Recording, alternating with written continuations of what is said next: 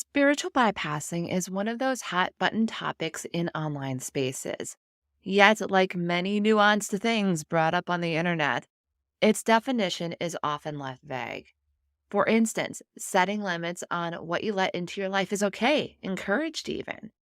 On the flip side, going full on good vibes only is seen as spiritual bypassing. Resilience is lauded as a sign we're able to manage the change around us while also being criticized as a buzzword to cover up the seemingly systemic struggles that some people believe we should not be facing. Where do we draw the line on what is okay versus not okay for our own spiritual growth? In this week's episode of Spiritual AF Sundays, we bring on Katy Villias, a fellow misfit entrepreneur, to talk about spiritual bypassing. We go into what spiritual bypassing is and take a critical look at some of the behaviors that are often accused of being signs of spiritual bypassing. We also take a look at how social media has been contributing to this issue for better or worse. And finally, we talk about another often misunderstood spiritual concept: shadow work. I had a lot of fun geeking out with Katy on these subjects, and I hope that you find this discussion insightful and that it supports your own spiritual explorations. It's time to grab your favorite beverage, sit in your favorite chair, and get ready for this week's episode of Spiritual AF Sundays, Inward Bound, Confronting Spiritual Bypassing and Shadow Work with guest Katy Villias. You're listening to Spiritual AF Sundays, created and hosted by The Mystic Geek. If you're looking to explore intriguing questions about the meaning of life and our place in the universe, then you're in the right spot. We dive into topics often discussed as sound bites on social media and take a deeper look. Whether it's woo topics like astrology and mysticism, or seemingly mundane matters like technology and politics, we cover it all. We explore our own thoughts and beliefs, talk to experts, and uncover hidden meanings. These fascinating areas of exploration can help us question ourselves and better understand our world. Ready to grow and explore in your spiritual journey? We're glad you can join us. It's time to start your week off by being spiritual AF.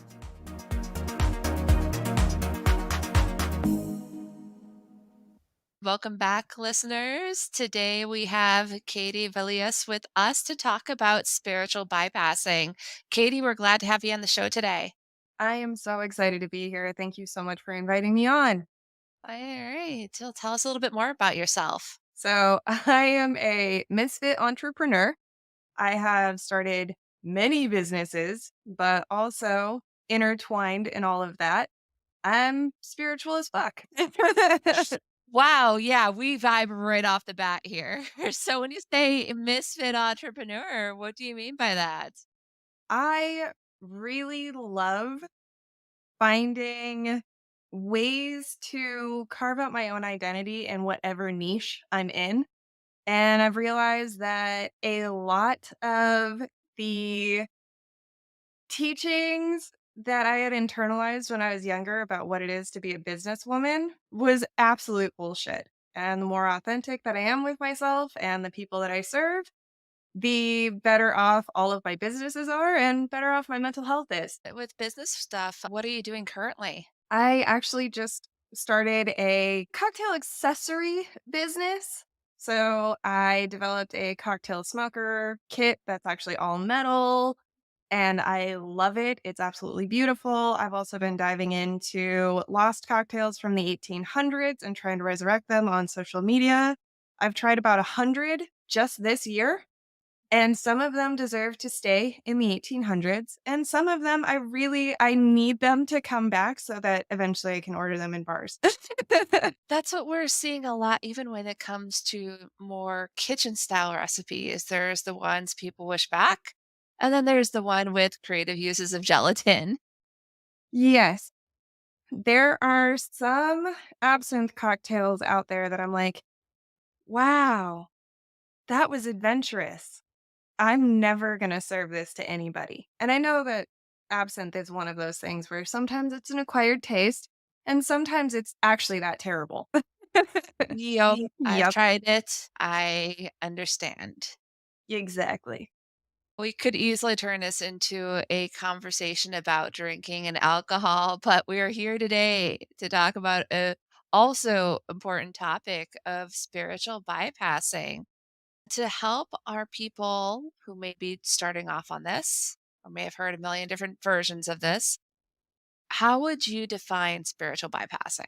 Let me start off by saying spirituality as a whole is kind of like spicy psychology.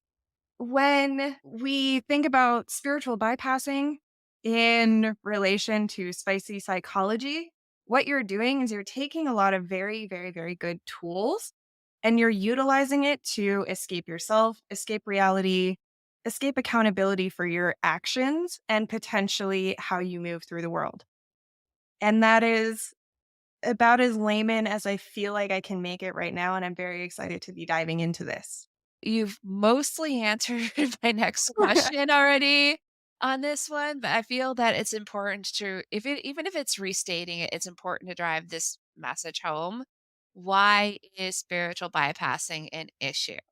There are 5 fundamental reasons that I can let you know that spiritual bypassing is an issue, and that is a lack of emotional introspection, overemphasis on positivity. This is where we're gonna get a lot of that toxic positivity, avoidance of worldly responsibilities. So if you think about somebody who is putting all of their faith into the universe, and they're really allowing their self or themselves to believe that the universe has such a grand plan for them that they stop paying their bills. They believe that if they just sit and they wish and they manifest that all good things are going to come to them, they might also find themselves in a situation where they're falling very short of their actual responsibilities in life, which can lead to a detriment in this reality that has real world consequences. And then there's also the lack of empathy. And this would be that friend that potentially you go to and you're like, I am having a very hard time in life. And they're like, well, you're just stuck in the matrix. That's not what we want to hear when we're going through the worst breakup of our lives or our dog just died. And Mhm. then ignoring unresolved issues. Those are going to be the main points that I think that when we talk about spiritual bypassing, those are the ones that bubble up to the surface the fastest, Mhm. and those are the ones that have the most long-term consequences on not just our spiritual practice as we grow, but also our mental health as a whole. Thanks for sharing that, Katie. Some questions came to mind because all of these topics, unfortunately or fortunately, are very nuanced. One of the things you brought up was the issue of toxic positivity. Now, we see the people who are good vibes only, or they try to avoid negative media or anything else, or heck, the secret, the author brag that they don't even watch the news there because of whatnot.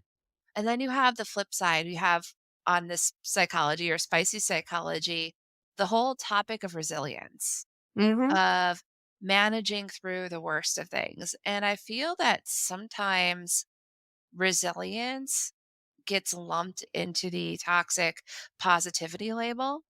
How would you differentiate resilience from spiritual bypassing?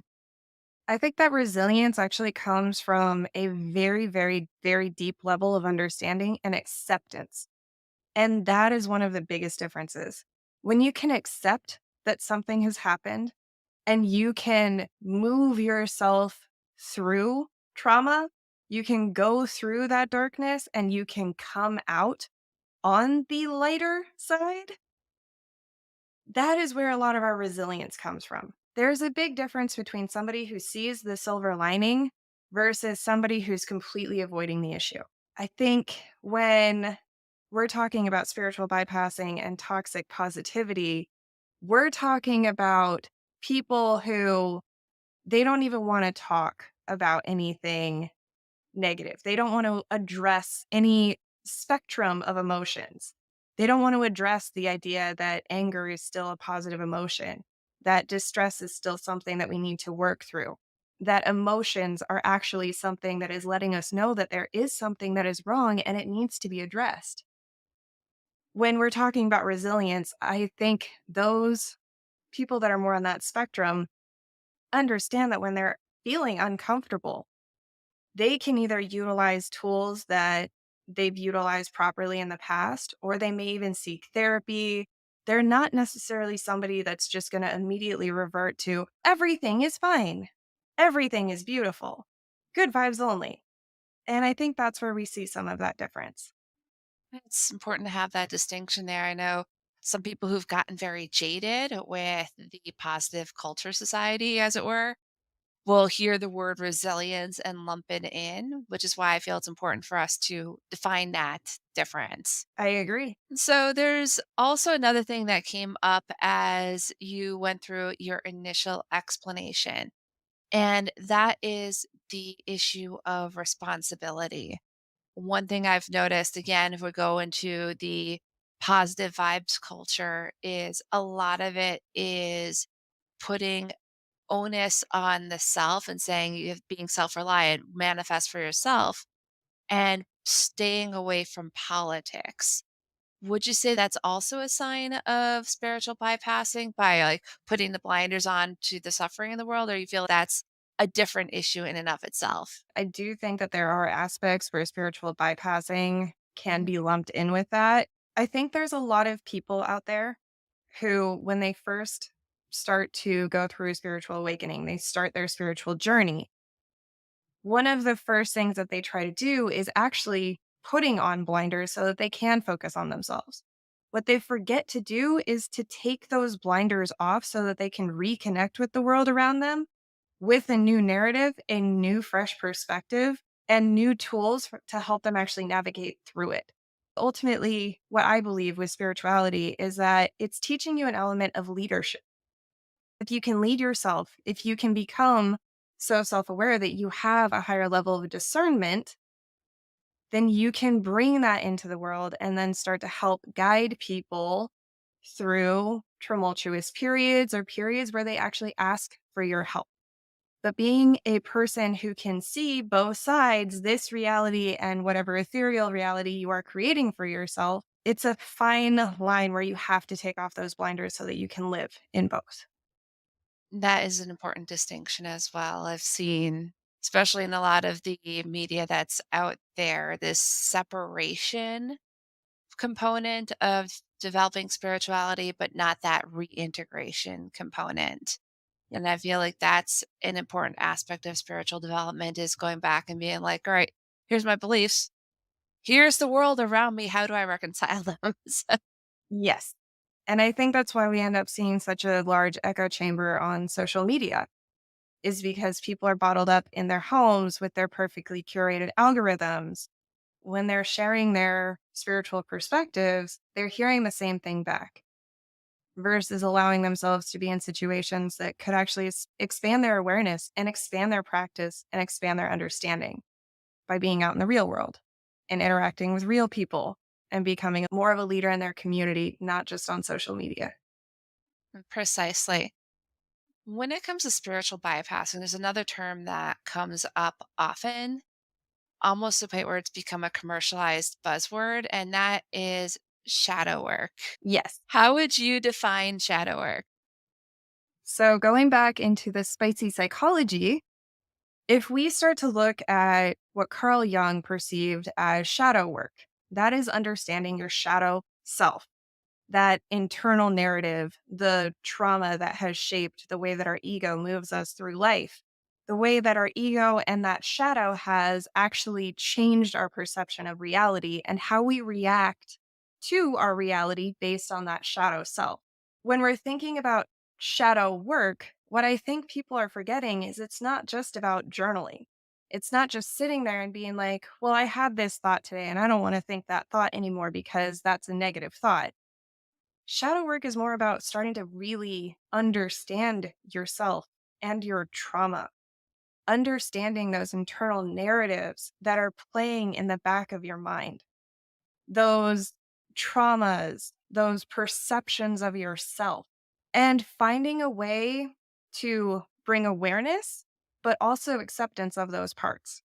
And that's where the integration of the shadow really comes in, is accepting that for one, you're a human being and you're kind of a messy one because all of us are messy human beings and not being judgmental about that. This is another thing where we can get stuck in our echo chamber. Because if we're constantly like, well, I'm doing my shadow work, I'm journaling, I'm doing full moon ceremonies, I'm doing new moon ceremonies, I'm doing the work. What they're also forgetting is that there's nuance layers to everything. It's not just the journaling, it's also once you identify these narratives, once you identify what is really holding you back, you also need to talk it out and you need some help. And that can be through therapy, that can be through counseling, and then moving into how do you express that? How do you express this shadow self without just repressing it or believing that it's a negative aspect of yourself? That's where art and play and dance and any way to integrate and pull it out of your system and into the world can actually help you. Eventually, we usually get to a point where our meditations are deeper, our understanding of ourself is deeper, and this is where we also start to lose a lot more of our ego. That's why I believe that a lot of people who are more prone to spiritual bypassing might also be more prone to spiritual narcissism or egotism. When you're really doing the shadow work, what you're doing is you're humbling yourself and you're allowing yourself to move in a very authentic way because you're not trying to hide from yourself anymore. That's a majority of what spiritual bypassing is. You're not hiding from anything but the one thing that you can't get away from, and that's yourself. That actually reminds me of, I believe it was Empire Strikes Back. It was one of the Star Wars movies where Yoda has Luke go into, I think it was the cave that's the biggest fear, your worst enemies in there.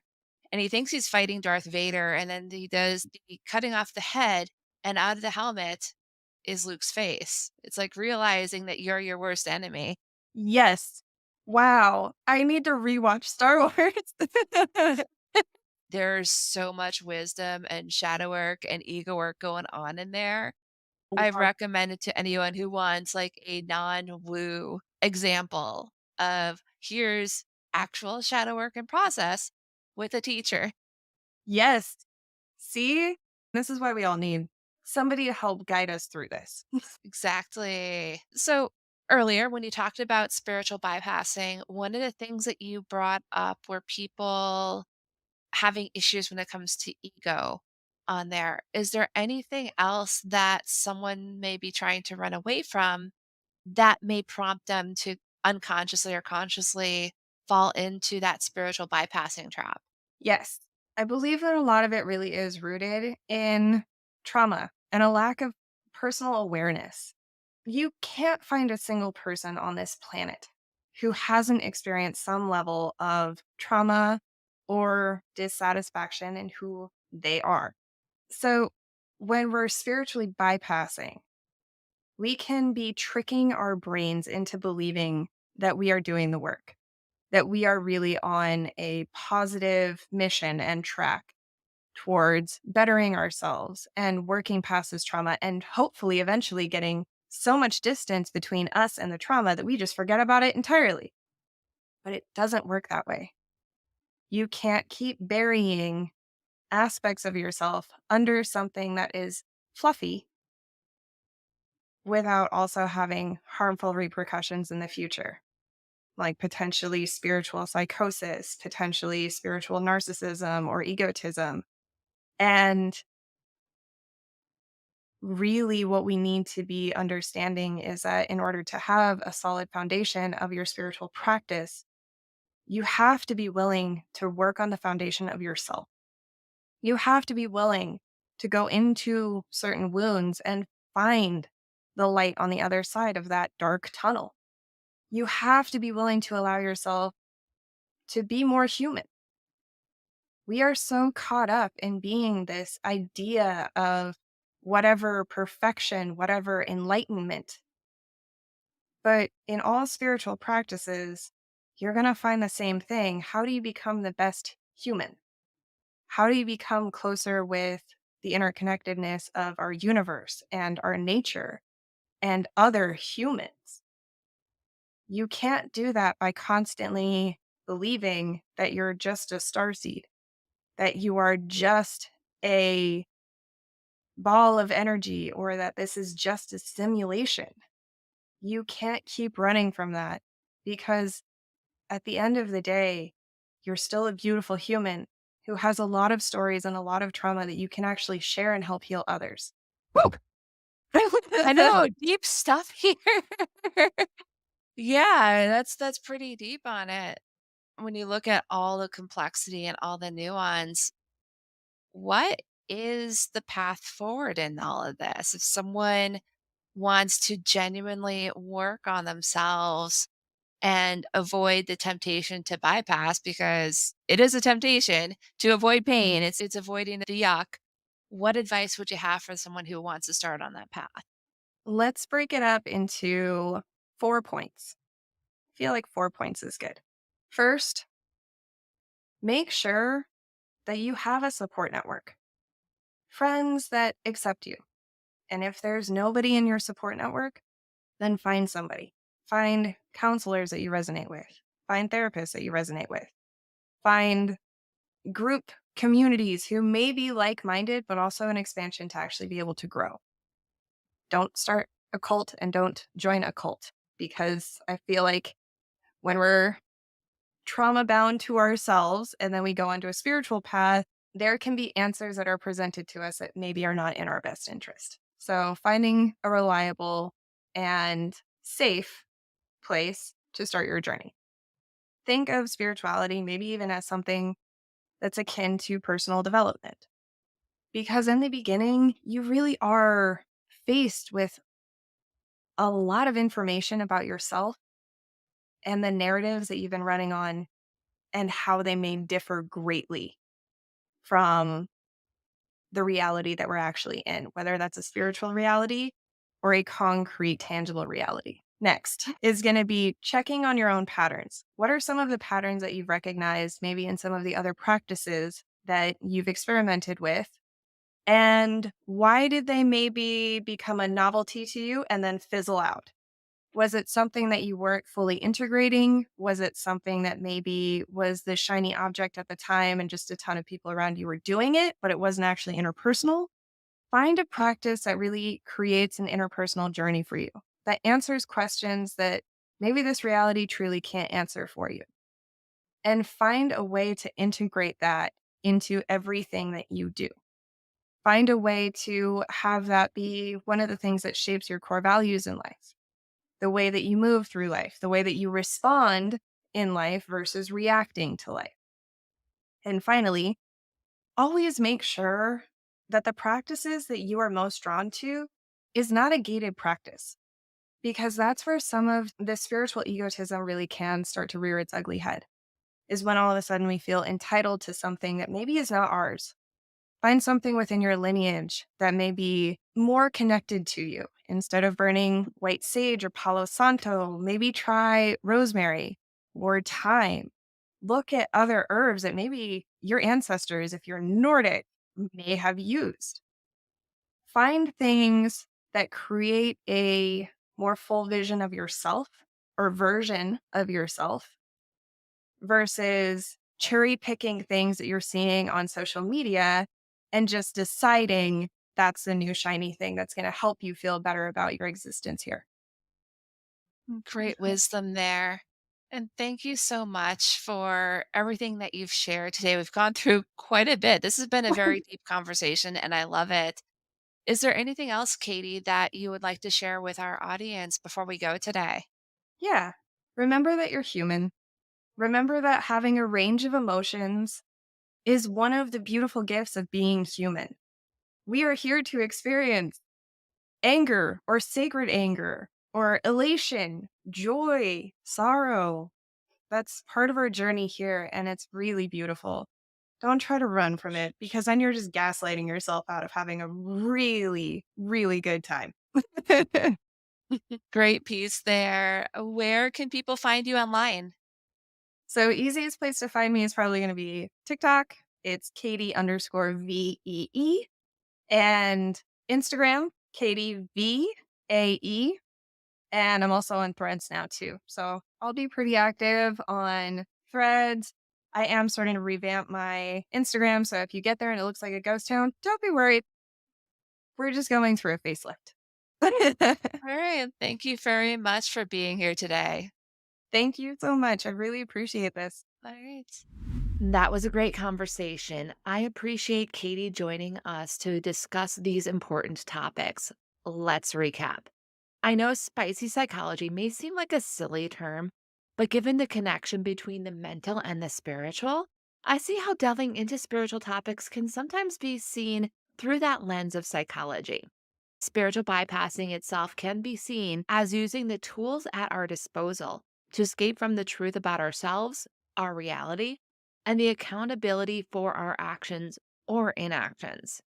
We attribute this to attitudes like good vibes only, or those who limit their exposure to things that are emotionally difficult to process, especially when it comes to news around world events. While limiting what you expose yourself to in the outside world can be an important part of one's spiritual development, allowing you to focus more on yourself, it becomes an issue when you forget to reintegrate yourself into the world. It's like the hero's journey where the hero forgets to return home. You need to come back with your new knowledge and see the world around you in a different light and take action based on that newfound insight.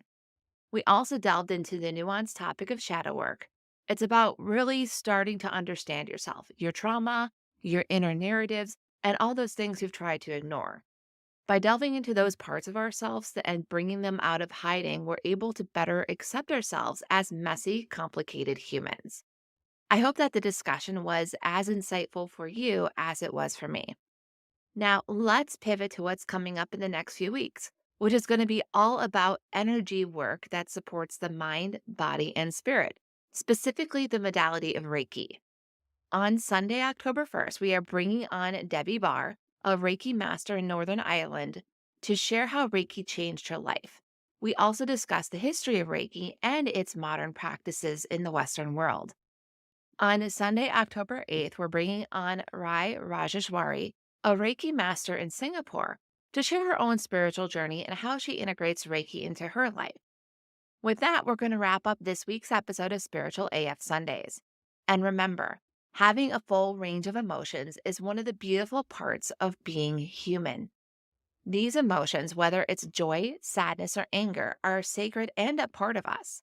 These emotions have a reason to come forth, and part of our journey is learning to accept and work with those feelings. On that note, have a spiritual AF week.